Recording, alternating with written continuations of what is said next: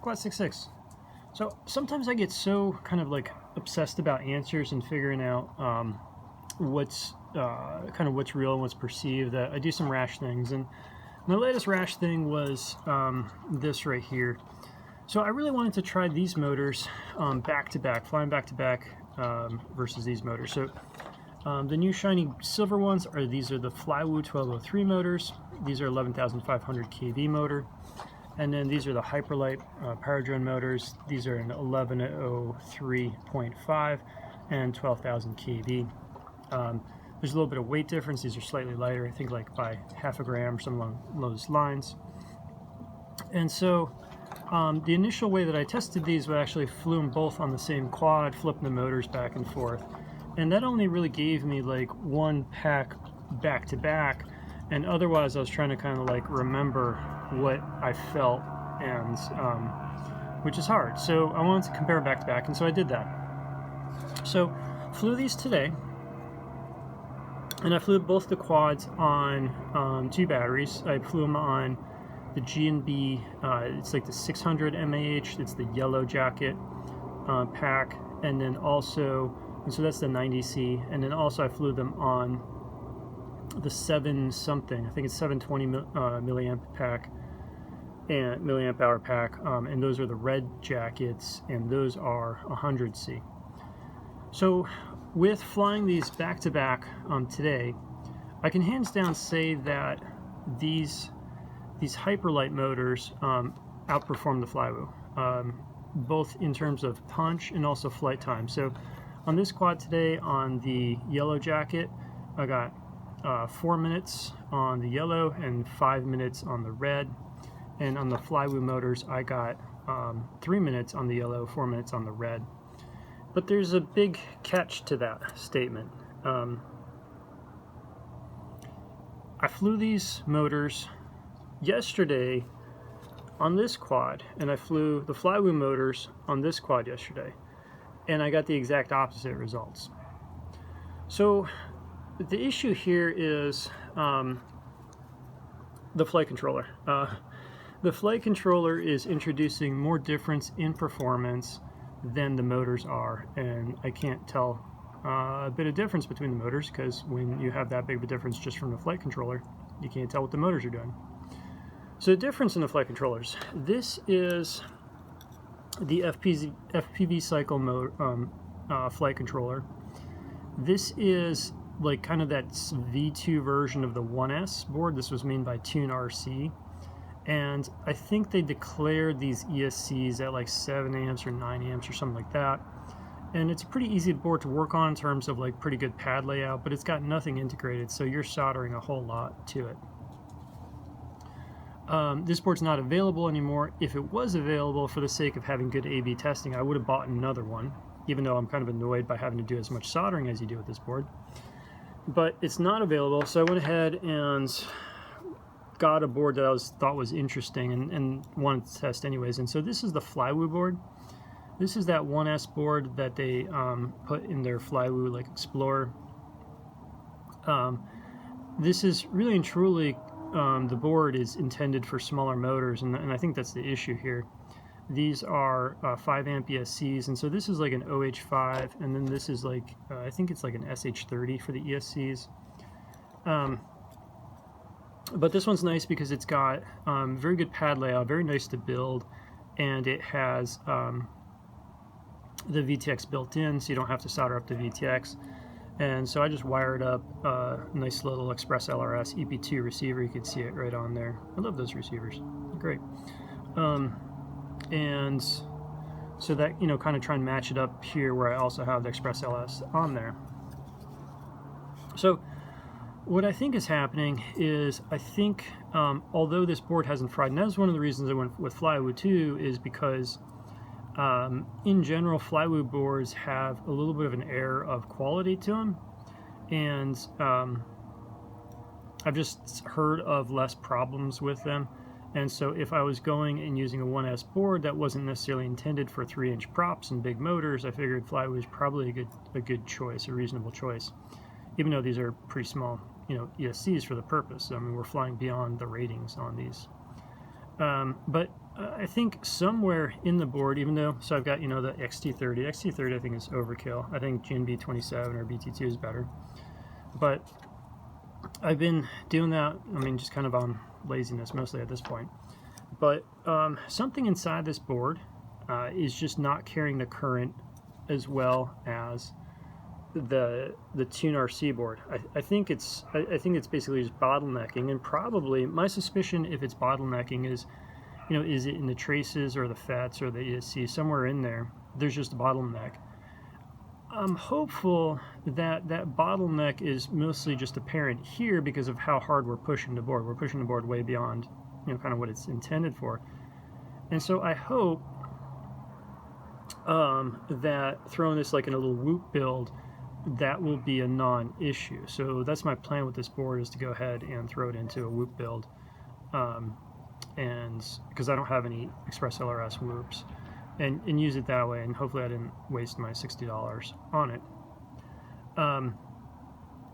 because this just flies, it just flies softer, like the punch just isn't quite there, and the efficiency, obviously it's like you're losing a minute of flight time. That's a lot. That's not like trivial, you know, 10 to 15 second kind of thing. Which then comes back, oh, and to confirm that, so it's kind of funny. So when I flew with the TuneRC board, when I flew the Flywoo motors on this board, I actually liked them enough that I just went ahead and bought another set. So I've got another set of those coming.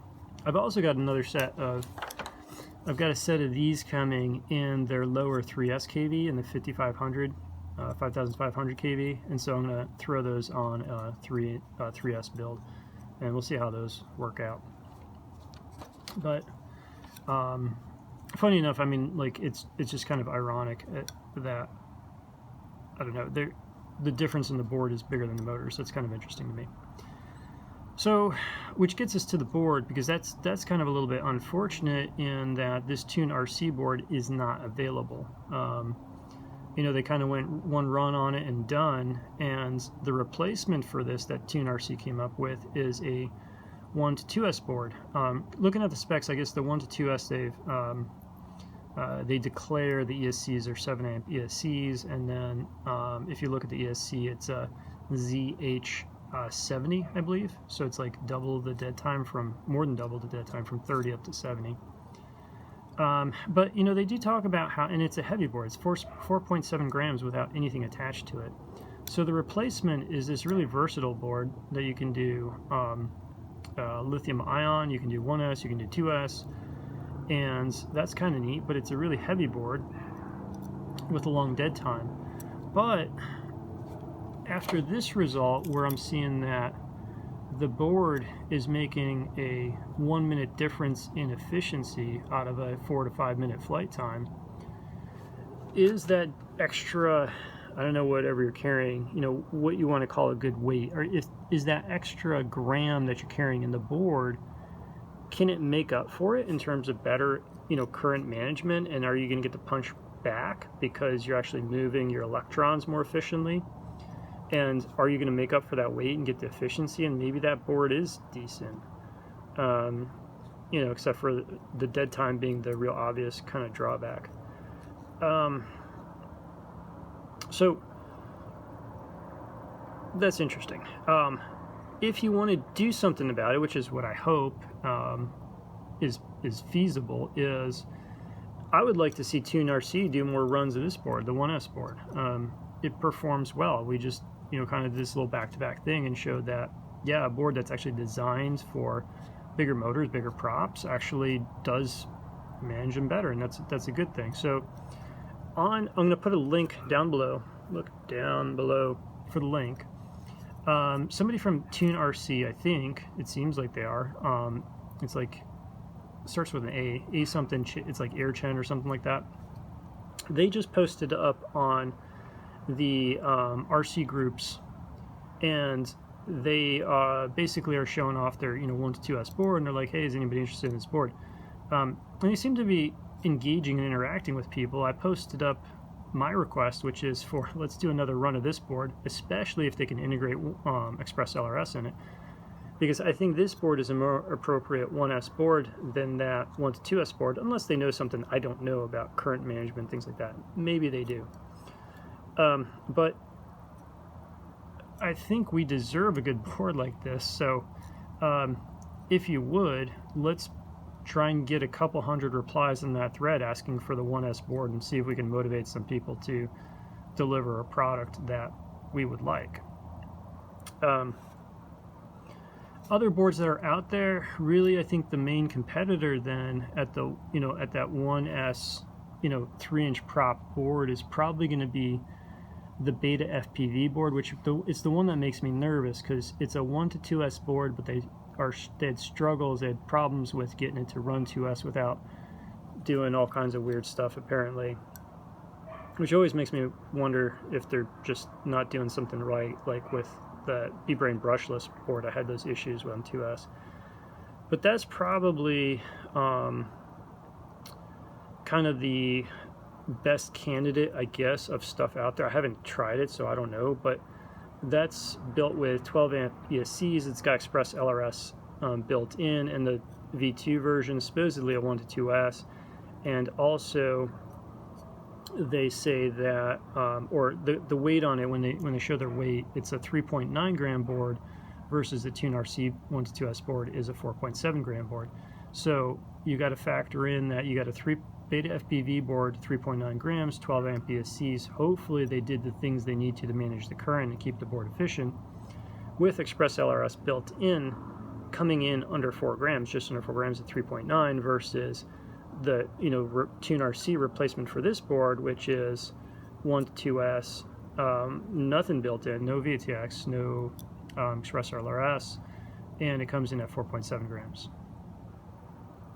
Anyways, I thought that was an interesting result. So these motors are absolutely better than the Flywoo motors. Hyperlite, definitely better if it's on a better board. On the other hand, if you put the Flywoo motors on the better board, then the Flywoo motors are better than the Hyperlite. Yes, that's kind of a joke at this point. So until next time, cheers.